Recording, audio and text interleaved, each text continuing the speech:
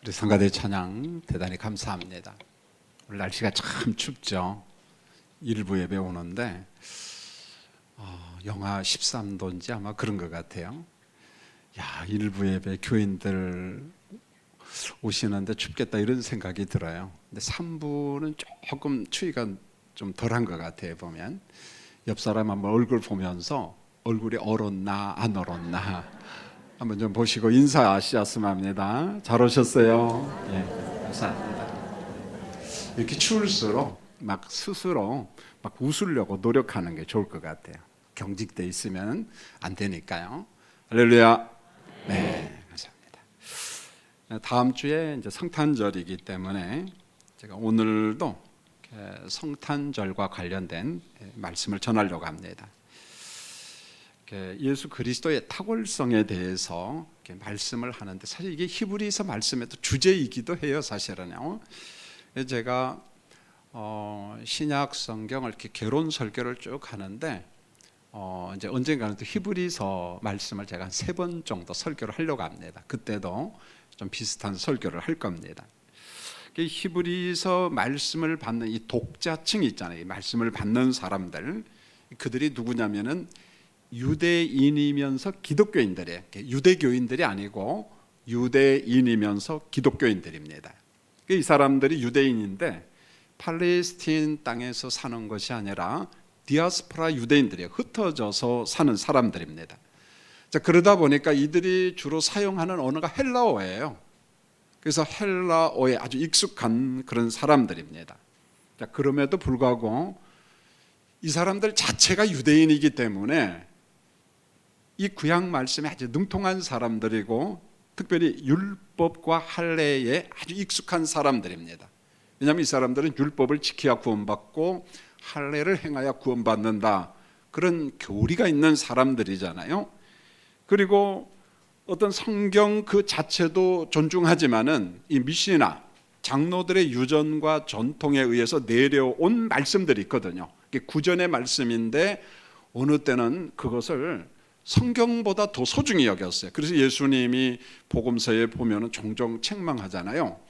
여러분들이 하나님의 말씀 계명은 버리고 오히려 장로들의 유전과 전통을 지키는구나, 그러면서 예수님께서 엄하게 책망할 때가 있습니다. 보면은 바로 이러한 유대인들이, 디아스포라 유대인들이 흩어져 살면서 사도 바울과 그 밖에 전도자들을 통해서 예수 그리스도를 접하죠. 메시아를. 그러면서 예수님의 십자가 복음과 부활의 복음을 믿음으로 영접하고 기독교로 개종한 사람들입니다. 그러니까 오늘 이 말씀을 받는 독자들은 독특해요. 유대인들입니다. 그런데 예수를 믿는 사람들입니다. 그래서 유대인, 기독교인들, 그렇게 이야기하고 있어요. 문제는 이 사람들이 예수를 믿고 말 그대로 만사형통하고 평안하면 문제가 없겠는데 환난과 핍박이 그들에게 계속해서 나타납니다. 먼저는 유대교인들이 핍박을 하는 거예요. 너희들 배교자다, 배반자다, 율법을 버리고 할례를 버리고 예수만 믿으면 구원받는다, 그러면서 막 조롱도 하고 빈정거리기도 하고 핍박을 가했습니다. 또 한 그룹은 로마 제국입니다. 여러분, 로마 제국은 황제 숭배 사상이 있잖아요. 이 사람들은 모든 종교를 다 인정합니다. 범신론 개념이에요. 그런데 황제만 섬기면 돼. 황제만 섬기면 너희들 종교 다 인정해. 그런데 기독교는 십계명을 보십시오. 우상 숭배하면 안 되거든요. 황제 숭배는 우상 숭배니까 어떻게 합니까? 우리는 그 섬길 수 없다. 결국은 로마 제국 입장에서 볼 때는 괘씸하거든요. 그래서 핍박을 가하고 감옥에 가두고 재산을 강탈하는 그런 일이 벌어진 겁니다. 그래서 히브리서 10장 34절에 보면은 이 기독교인들, 유대인 기독교인들 가운데 일부가 감옥에 갇혔어요. 감옥에 들어갑니다. 예수의 복음을 받고 난 후에 이런 일이 벌어지는 거예요. 복음의 빛을 맛보고 난 다음에 그 다음에 재산을 빼앗기는 사람들이 있어요. 자, 지금까지 받은 것도 감당기 참 어려운 환난이요 고난인데, 그런데 히브리서 12장 4절에 이런 말씀이 나옵니다. 죄와 싸우면서 피 흘리는 환난이 아직도 기다리고 있다는 거예요. 무슨 말입니까? 피 흘리는 죽음과 같은 환란이 그들의 앞에 있다는 거예요. 순교가 기다리고 있다는 거예요. 여러분, 이것을 감당하겠어요? 여러분, 우리가 예수 믿고 평안함을 누리고 예수 믿으면 구원받고 만사형통한다고 했는데, 예수 믿고 나니까 환란이 찾아와요. 고통이 있습니다. 여러분, 예수님의 씨 뿌림의 비유를 보십시오. 말씀으로 인하여 고난이 오고 환란이 오고, 그러니까 예수 잘 믿어요? 교회를 떠납니다. 그런 사람이 있다는 거예요. 돌박과 같은 신앙의 소유자가 있다는 거예요. 여러분, 예수 믿기 때문에 내가 구원받고 만사의 형통을 누리는 것이 아니라 피를 흘리는 죽음과 같은 환란이 기다리고 있다니 감당 못하는 거잖아요. 자, 성도님들, 한 번 죽는 것은 정한 것이 우리가 이치를 잘 합니다. 그러나 내가 죽는다는 것을 우리가 깊이 생각하지 않거든요.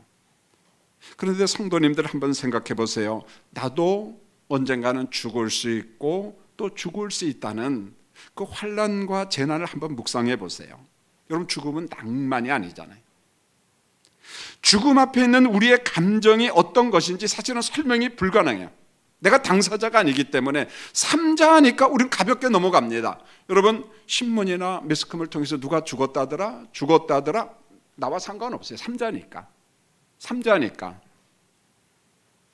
물론 우리는 죽음에 대해서 소설을 쓸 수는 있어요. 소설처럼 얼마든지 이야기할 수는 있습니다. 마치 나와 상관없는 것처럼. 그런데 내가 죽음 앞에 직면한다고 한번 생각해 보세요. 제가 얼마 전에 책을 한 권 읽었습니다. 29살의 아주 젊은 엄마인데 이름이 유나 씨였어요. 이 사람의 병은 말기암, 위암이었어요. 위암, 말기암 환자였는데 도무지 이제 감당을 못하니까 대구 의료원 호스피스 병동에서 이제 치료를 받는 겁니다. 그래서 호스피스 병동에 있는 사람들의 도움을 받는데, 근데 결혼을 일찍 한 것 같아요. 29살인데 벌써 자녀가 3명이에요. 그런데 세 자녀 가운데 첫 번째 애가 다운 증후군입니다. 여러분, 다운 증후군은 일종의 지적 장애거든요. 왜 이런 병이 생긴가 보니까 염색체 21번의 문제가 발생하면 다운 증후군 증상이 있다는 겁니다. 이 사람들의 IQ가 20, 30, 40, 50, 60을 넘지 못한다는 거예요. 이게 지적 장애잖아요, 보면은. 그런데 신체 장애까지 오잖아요. 우리 주변에 보면 다운 증후군 보면은 얼굴 형태가 거의 비슷해요. 보면은요, 아, 다운 증후군이나 참 마음이 아프잖아요, 보면은. 그러다 보니까 이런 사람들의 특징이 뭐냐면 오래 살지 못하고 수명이 짧다는 거예요. 보면 염색체 이상이 있는 사람들이 거의다가 그렇다는 거예요. 보면은요, 다양한 환자들이 염색체 이상 변이, 돌연변이로 인해서 병이 생기는 거거든요. 보면, 자, 이런 환경 속에 말기암 환자로서 호스피스 병동에서 투병 생활을 하니 그 인생이 얼마나 슬프고 괴롭겠어요. 그래서 담당 의사 선생님이 물어봤어요. 유나 씨, 애들은 어떻게 하지요? 할 말이 없죠. 어떻게 하긴요? 뭐 할 수 없죠. 별 수 없죠. 이렇게 대답을 합니다.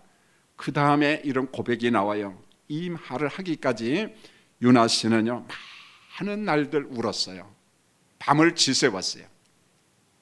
내가 죽는다는 것도 무섭고 두렵지만은 3명의 어린 자녀를 남겨두고 내가 죽는다, 이 그들의 미래를 생각하니까 걱정일 수밖에 없죠. 잠이 오겠습니까? 정상적인 부모라면 어떻게 잠을 자겠습니까? 바로 그거예요. 보면은요, 여러분, 우리 감정이입을 한번 생각해 보세요. 쉽지 않지만은 내가 어린 자녀를 놔두고 하나님의 부르심을 받는다고 생각해 보세요. 그들의 장래를 생각할 때 잠이 오겠느냐는 거예요. 얼마나 많은 세월 지새우면서 울었는지 몰라요. 저도 이 글을 읽으면서 울었습니다. 유나 씨가 어떤 분인지는 모르지만 글 속에 유나 씨를 생각하면서 눈물이 저절로 나요. 다시금 설교를 준비하는데 메모한 원고를 보면서 눈물이 저절로 나요. 막 쏟아져요. 여러분, 저는 강단에서 믿음과 감정이 다르다고 수없이 이야기를 했습니다. 그래서 믿음이 좋은 성도님들에게 우리 조심합시다, 말 조심합시다 많이 부탁을 했어요. 장례식장에 가서 눈물 흘리는 교인을 보고 믿음이 없구만, 예수 믿고 천당 갔는데 그 말 하지 말자고 이야기했어요. 그런 사람은 장례식장에 가지 말라고 그랬어요. 단 조의금은 교구 목사님한테 갖다 주라고 이야기했어요. 여러분, 왜요? 우리는 압니다. 그 사람이 예수를 믿음으로 천국을 소유했다는 거 알아요. 예수 믿고 구원받았다는 거 압니다. 하나님의 나라가 우리 것이라는 것을 압니다. 그런데 왜 옵니까? 부모님과 자녀 사이에 정을 나눴어요. 죽은 사람 내일 본다면 눈물을 왜 흘려요? 근데 내일 보지 못해요. 1년 후에도 보지 못합니다. 보고 싶어요. 정 때문에 슬퍼서 우는 겁니다. 그런데 우리가 믿음과 감정을 구분하지 못해가지고 가끔 은혜 많이 받았다는 사람, 믿음 좋다라고 하는 사람이 실수가 뭡니까? 보고 싶어서 우는데, 슬퍼서 우는데, 예수 믿고 천당 갔었는데 왜 우냐고 정죄하고 판단하는 사람이 있는데 어리석은 사람이라는 거예요. 어리석은 사람이라는 거예요. 자, 히브리서 말씀을 받고 있는 독자들의 현실입니다. 오늘 설교 핵심은 현실이에요. 현실. 죽을 수도 있다는 두려움, 염려, 바로 여기에 잡혀 있어요. 그래서 일부의 기독교인들은 핍박이 너무 힘드니까 유대교로 돌아가려고 했어요. 내가 다시 유대교로 돌아가면 이런 어려움은 없겠지. 돌아가자. 자, 이렇게 주저하는 사람들이 있어요. 일부의 사람은 예배를 폐했어요. 예배를 드리지 못하고 있어요. 자, 기독교인으로 예수 믿는 사람으로 살아간다는 게 만사형통이 아니라는 거, 오히려 두려움이에요. 환난이요, 죽음이요, 감옥이라는 거예요. 재산도 뺏겼어요. 이게 현실이었다는 거예요. 자, 히브리서 기자가 이와 같은 현실 가운데 있는 교인들에게 편지를 보내는 게, 이 편지는 일종의 간청이에요. 설득입니다. 자, 우리가 어떻게 살아야지? 히브리서 10장 34절로 39절을 보면은 정리하면 이런 겁니다. 자, 지금은 환난이지만 더 낫고 영구한 소유가 있음을 소망하라. 그래서 히브리서에 보면은 본향이라는 말이 자주 나오고 영구한 도성, 하나님의 나라 도성, 그런 말이 자꾸 나와요. 소망하라. 담대함을 버리지 말라. 하나님이 약속한 큰 상이 있다. 잠깐 후에 예수님이 오신다. 지체하지 않는다. 그러므로 하박국 선지자가 이야기한 그 말을 강조합니다. 의인은, 오직 의인은 무엇으로 산다? 믿음으로 말미암아 살리라. 그 이야기를 히브리서 기자가 강조하는 거예요. 여러분요, 환난 가운데 있는 성도들에게 우리가 어떻게 살지?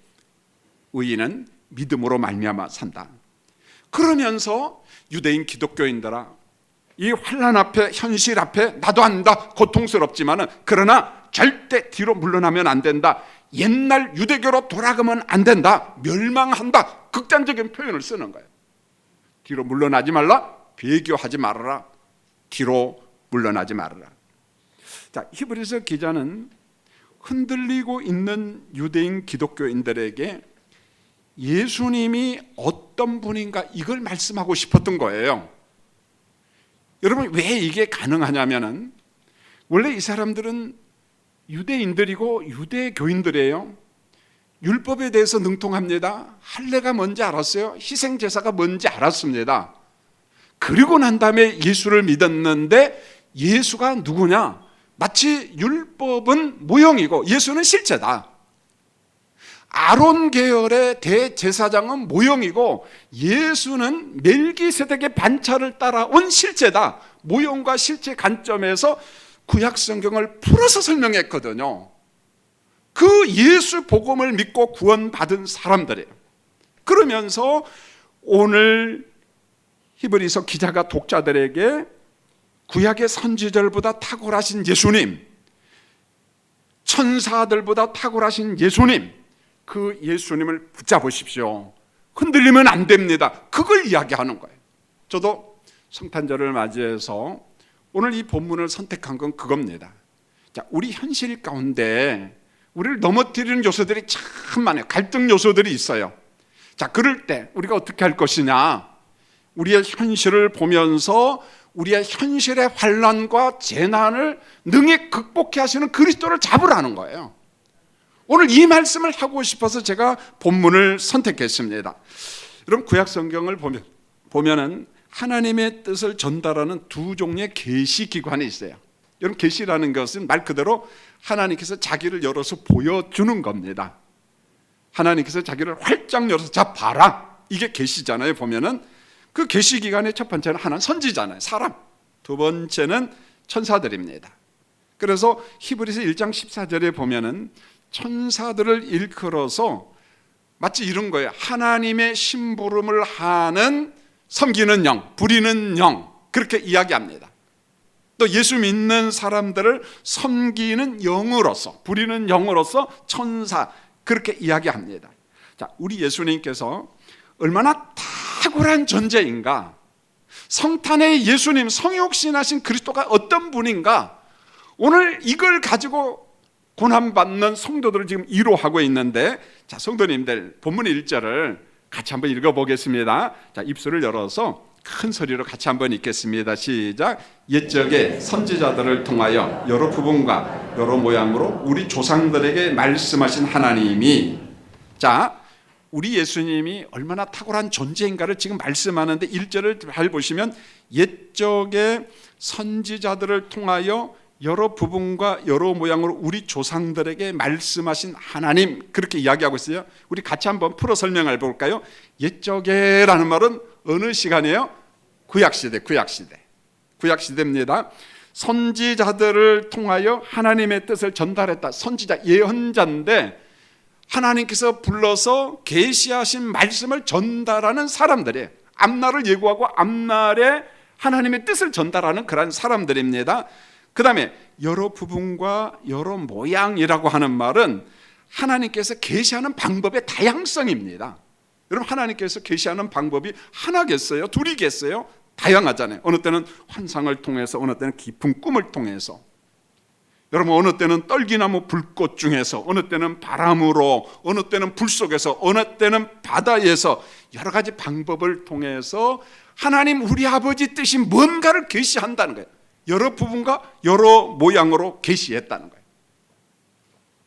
자, 계시의 기간도 있다고 해서 사람을 통해서, 어느 때는 천사를 통해서. 그런데요, 성경을 보면은 가장 대표적인 선지자, 계시 기관이 누구냐? 모세예요, 모세.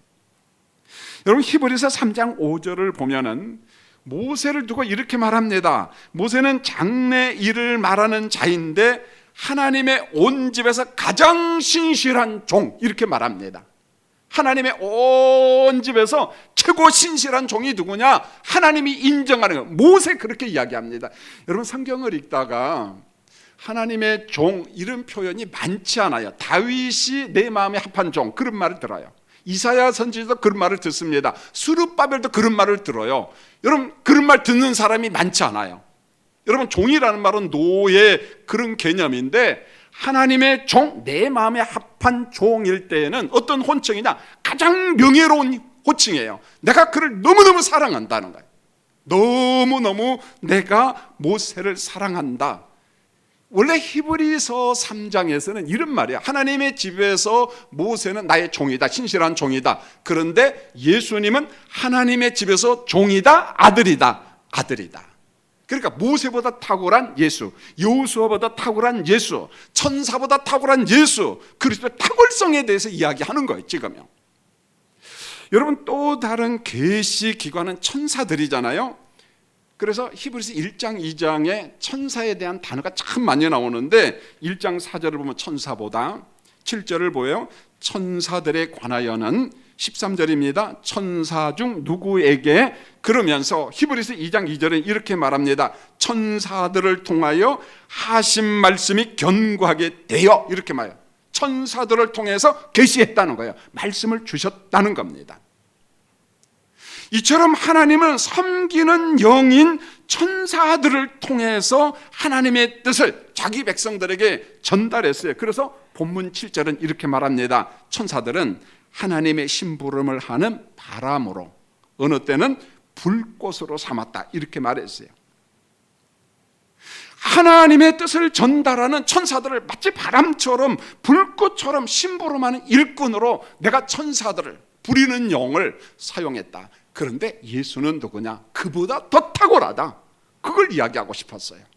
그래서 본문 2절을 보세요. 그리스도의 탁월성에 대해서 이렇게 말씀합니다. 자, 성도님들 말씀을 또 읽겠습니다. 2절입니다. 시작.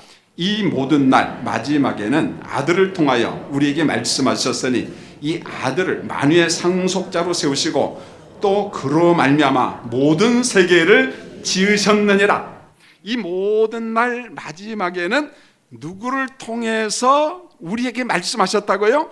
아들을 통하여. 아들이 누굽니까? 예수 그리스도를 통하여. 그런데 그 아들은 만유의 상속자로 세우시고 또 그로 말미암아 모든 세계를 지으셨느니라.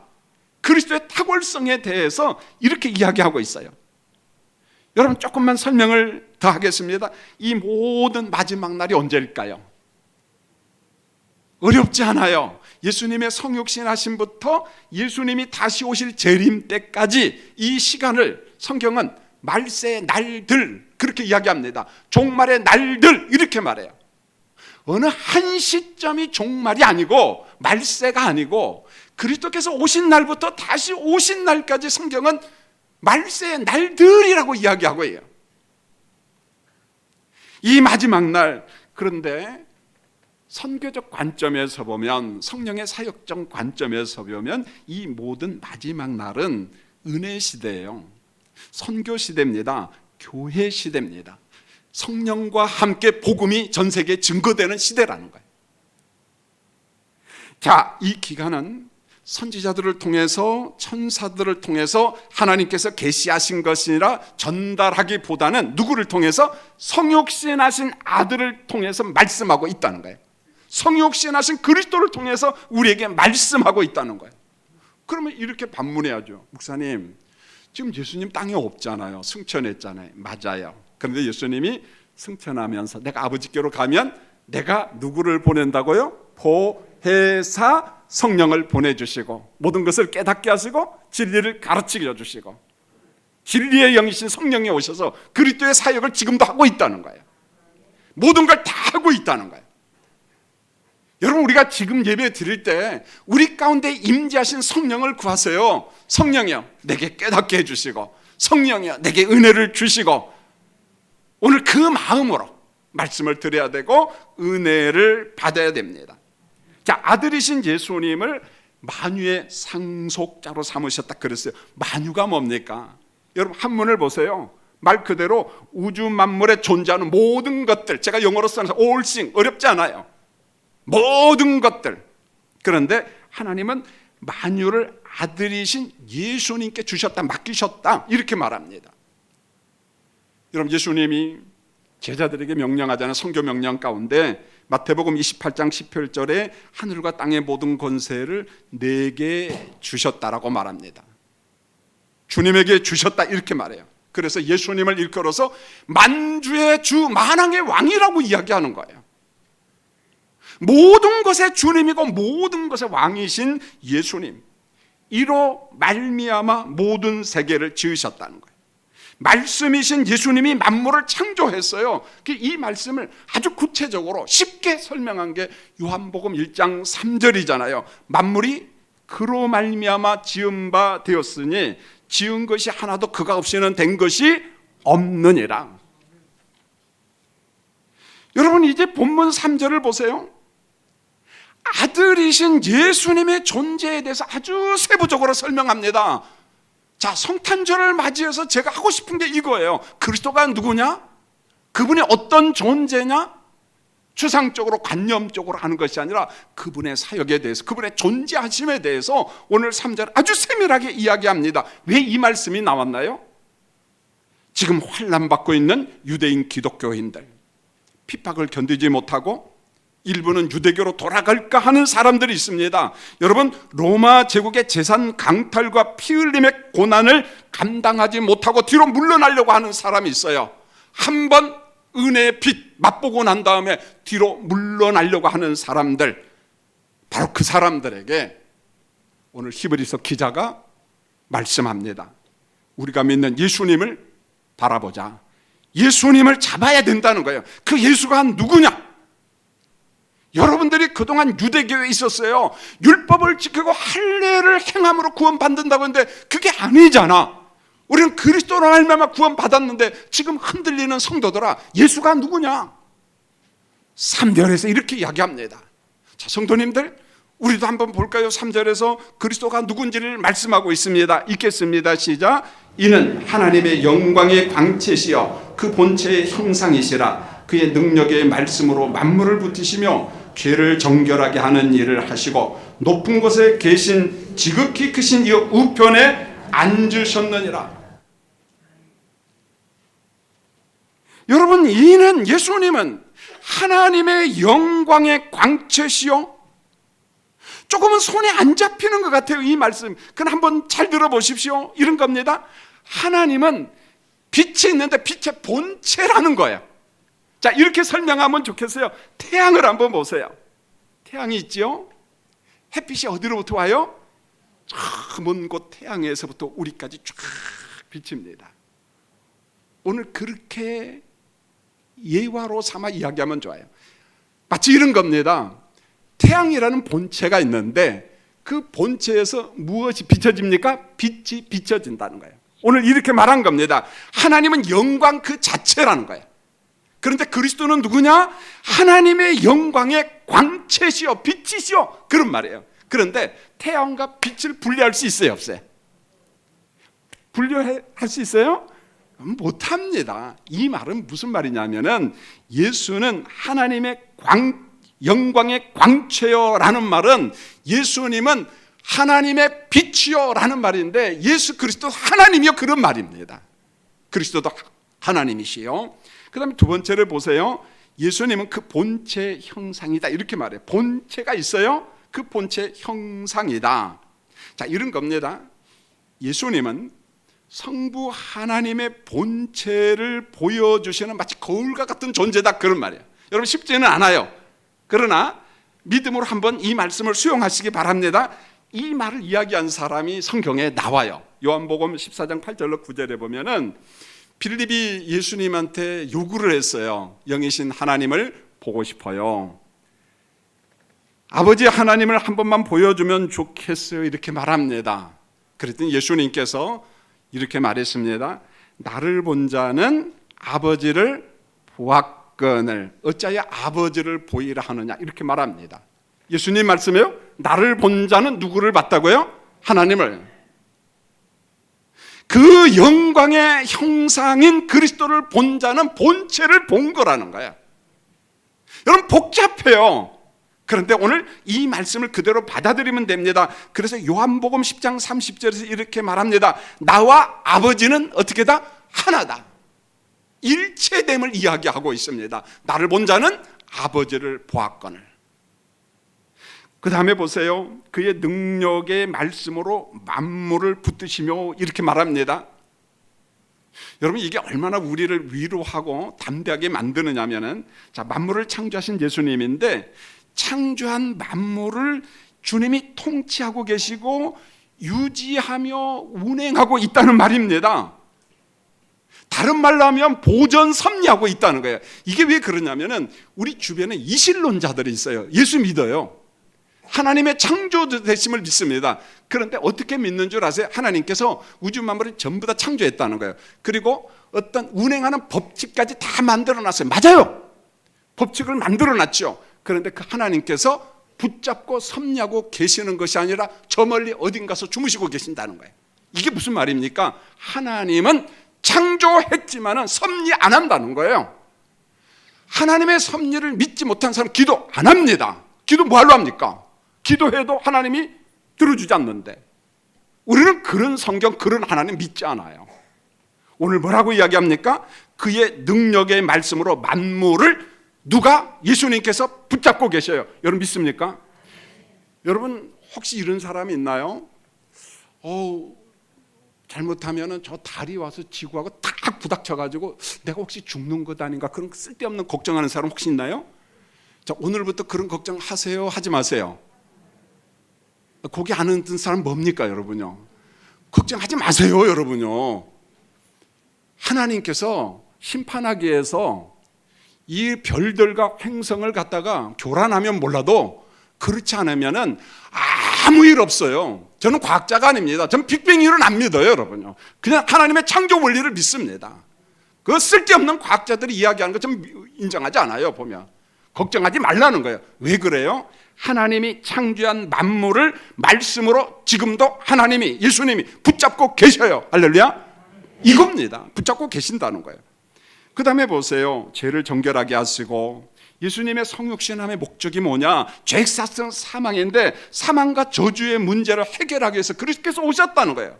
죄로부터 속량을 위해서, 죄를 씻어내기 위해서. 그 다음에 마지막에 이렇게 말합니다. 높은 곳에 계신 지극히 크신 이의 우편에 앉으시고, 승천하신 예수님이잖아요. 승천하신 예수님, 보좌 우편에 계신 예수님, 그리고 거기에서 우주 만물을 통치하시는 예수님. 우리 성도님들 꼭 기억하십시오. 성경에 보면 승천하신 예수님께서 보좌 우편에 계신다 했을 때, 보좌 우편은 방향이 아니에요. 방향이 오른쪽 왼쪽 앞 뒤 그 말이 아닙니다. 보좌 우편이라는 말은 그리스도께서 통치하심, 예수의 권세예요. 우주 만물을 주님이 지금도 통치하고 계신다는 거예요. 다스리고 계신다는 겁니다. 지금 그 말씀을 하고 있는 거예요. 자, 여러분, 유대인들은 다는 아니에요. 천사를 하나님의 뜻을 전달하는 존재로 믿어요. 사두개파는 천사 인정하지 않아요. 믿지 않습니다. 다는 아니에요. 그러나 대다수는 천사의 존재를 인정하고 믿습니다. 또 실제로 영적 존재인 피조물로서 천사는요, 사람보다 탁월합니다. 그래서 7절에서 말씀한 게 천사를 이야기하면서 바람처럼 불꽃처럼 다양한 능력을 행할 수 있는 천사라고 이야기를 하고 있어요. 여러분, 가수평가하면 안 된다는 거예요, 보면은. 그런데 이 천사들을 보십시오. 성경의 사건들을 보면은 하나님의 심부름을 할 때 어느 때는 시간을 초월합니다. 공간도 뛰어넘어요. 자, 어느 때는 가변적으로 나타나기도 합니다. 사실이에요, 보면은. 그래서 제가 가변이라는 말을 잘 안 쓰는 게, 지금은 이분이 뭐 어떻게 하는지 모르죠. 죽었다는 이야기도 들었네. 뭐 김기동 씨 같은 사람은 천사론을 이야기하고 영적 세계를 이야기할 때 가변을 자꾸 이야기해. 맞는 말도 있지만 틀리는 부분이 있기 때문에 함부로 제가 말하지 않는다는 거예요, 보면은. 그런데 천사는 어느 때는 변화된 모습으로 나타날 때도 있다는 거예요. 탁월합니다. 그런데 지금까지는 구약의 예언자들을 통해서, 어느 때는 천사들을 통해서 이야기했지만, 이제는 마지막 때에는 초림과 재림 사이에 살아가는 이제는 4절에서 뭐라고 이야기합니까? 천사들보다 탁월하신 예수님을 이야기합니다. 여러분, 4절을 한번 읽을까요? 4절 읽겠습니다. 시작. 그가 천사보다 훨씬 뛰어남은 그들보다 더욱 아름다운 이름을 기업으로 얻으심이니, 이렇게 말합니다.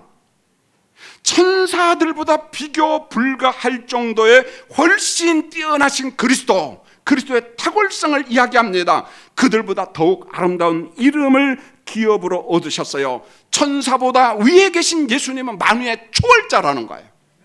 만왕의 왕이라는 거예요. 만주의 주라는 거예요. 그분의 역할이 뭔가?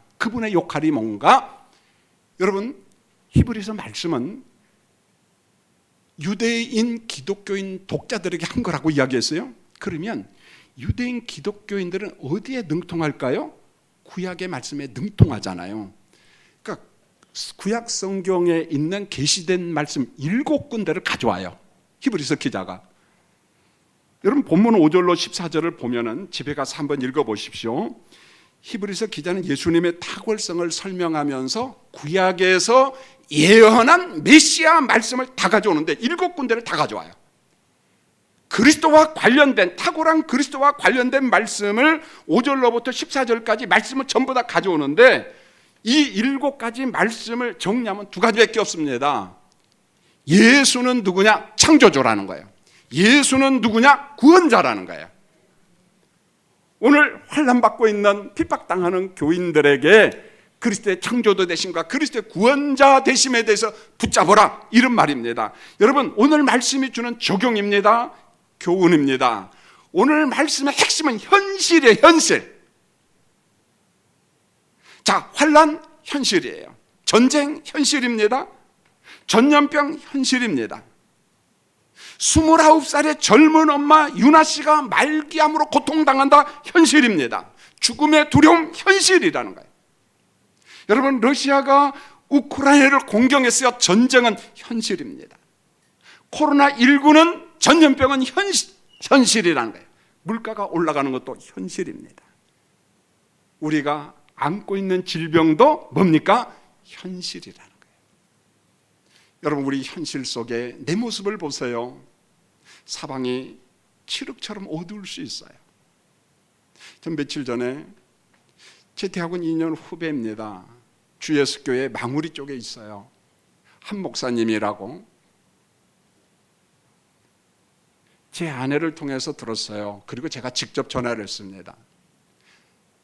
췌장에 뭔가 늘 있었어요. 혹 같은 게. 그래서 이 병원 저 병원 검사 받다가 좀 큰 병원으로 가자. 그래서 사산병원에 갔어요. 병명이 나와서 췌장암이었어요. 전화를 했습니다. 한 목사님, 마음이 무겁죠. 이렇게 했어요. 우리 가족들이 회의를 했어요. 그냥 아산병원에서 임상실험으로 당신의 병을 고치고 싶습니다. 허락해 주세요. 허락했다는 거예요. 그냥 몸을 다 맡겼다는 거예요. 보면은 항암 치료를 하든 수술로 제거를 하든 어떻게 하든 이제 어떻게 하겠어요? 내가 어떻게 할 수 없잖아요. 맡겨야죠. 현실이라는 거예요. 여러분, 얼마나 두렵겠어요? 전 지금도 생생합니다. 제 아내가 병원에서 암 판정을 받았어요. 공격적 암이래요. 우리 두 자녀를 불렀어요. 딸하고 아들하고. 기도했어요.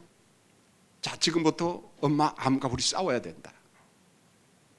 너희도 시간 없지만 간병하고 같이 한번 도전해보자. 답답했어요. 눈물이 났어요. 하나님, 저도 오랜 시간 투병 생활하고 참 힘들게 살았는데 이게 뭡니까? 라고 항의도 해봤어요. 그러나 현실이었어요. 피할 수가 없습니다. 이런 현실 속에서 우리가 가질 게 뭐냐는 거예요. 믿음의 주여 온전케 하는 그리스도를 바라보라. 믿음이에요. 히브리서 11장은 믿음의 조상 명단이 쫙 나옵니다. 이 사람들이 왜 나온 줄 아세요? 귀감의 인물이에요. 환난받고 있는 유대인 기독교인들을 이루하기 위해서 믿음의 귀감이 되는 사람들을 열거한 거예요. 봐라, 이 사람들을. 믿음의 조상을 보라는 거예요. 이들을 보면서 잡으라는 거예요. 뒤로 물러나면 안 된다는 거예요. 우리를 온전케 하시는 보좌에 계신 예수님을 바라보라는 거예요. 여러분, 이 말씀이 추상적으로 들립니까? 그러면 안 된다는 거예요. 남들에게 이야기하지 못하는 환난과 재난 가운데 있는 성도들이 있을 거예요. 있습니다. 히브리서 기자는 말씀합니다. 주님을 바라보라는 거예요. 주님을 잡으라는 거예요. 물러나면 안 된다는 거예요. 의인은 오직 믿음으로 말미암아 살리라. 이 말씀을 하고 싶었던 거예요. 왜요? 인생의 정답이 그리스도거든요. 십자가에 죽으신 예수님입니다. 선한 목자입니다. 오늘 성탄의 주인공이신 누구를 잡으라는 거예요? 예수를 잡으라는 거예요. 여러분, 인생이 만사형통만 있는 곳으로 착각하지 마세요. 힘들어요. 그럴 때 세상 사람 별로 도움 안 될 때가 참 많아요. 날 위하여 십자가에 죽으신 그 성탄의 예수님을 믿음의 눈으로 바라보고 신뢰하면서 그분을 꼭 붙잡고 절대 뒤로 물러나면 안 된다는 거예요. 따라할까요? 오직 의인은 믿음으로 말미암아 살리라. 할렐루야. 기도하겠습니다. 하나님, 우리 아버지, 성탄절을 맞이하면서 우리의 현실을 이야기했어요. 현실은 물가 폭등, 코로나19 전염병, 질병, 경제적 여건의 어려움. 자, 여기에서 어디 가서 위로를 받을까요? 사람은 한계가 있습니다. 오늘 성경은 말씀합니다. 옥에 갇힌 자들, 재산을 강탈당한 자들, 피 흘리는 환난을 경험하고 있는 자들에게 그리스도를 바라보라고 이야기합니다. 오늘 우리 성도님들이 예수님을 집중하며 예수님을 믿음의 눈으로 바라보게 하여 주시옵소서. 예수님의 이름으로 기도합니다. 아멘.